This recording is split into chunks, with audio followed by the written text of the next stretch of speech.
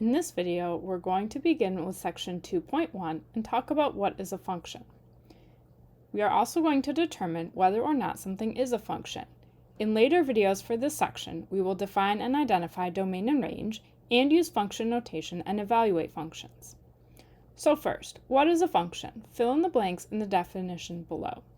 The definition of a function is that each input has only one output.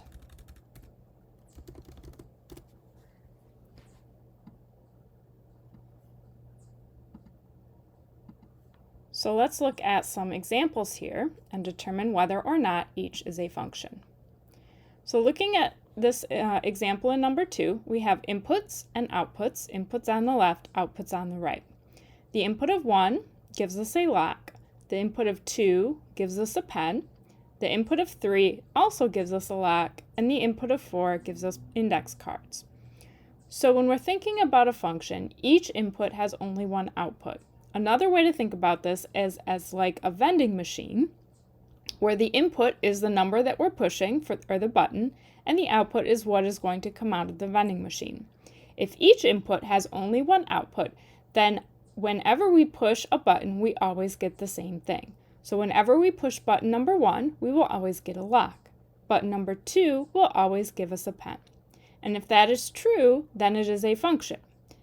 In a function, each input gives us a consistent output, so we always know what the output is going to be. There's only one option. So number 2 is yes, it is a function. Each input has only one output.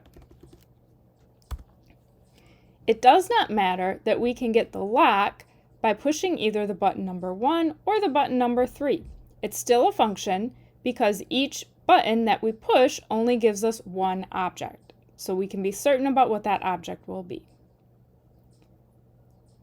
Now let's look at number 3. The input of 1 gives us a lock. The input of 2 gives us a pen. Now the input of 3 could give us a lock, or it could give us index cards. That's what makes it not a function.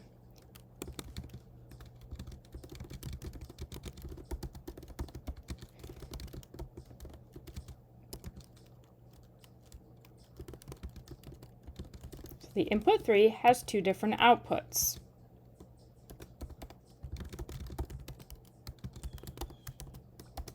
So we don't know when we go to use this vending machine if we will get a lock or if we will get an index card.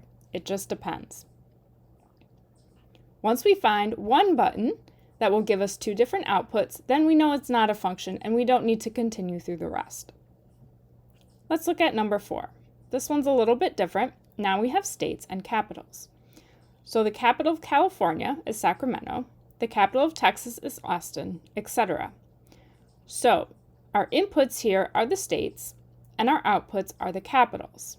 Does each input have only one output? Does each state have only one capital? Yes.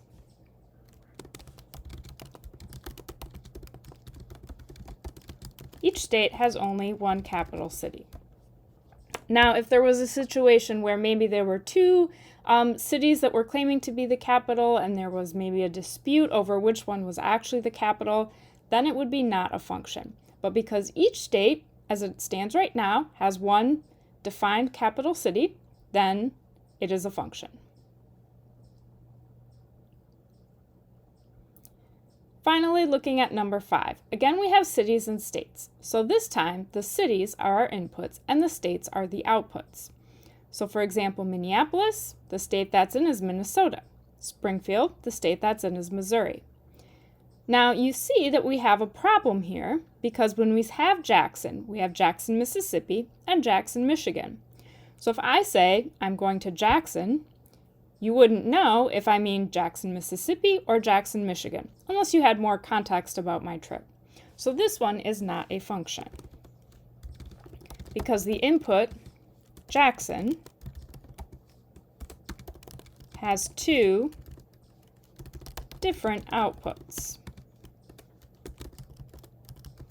Mississippi and Michigan.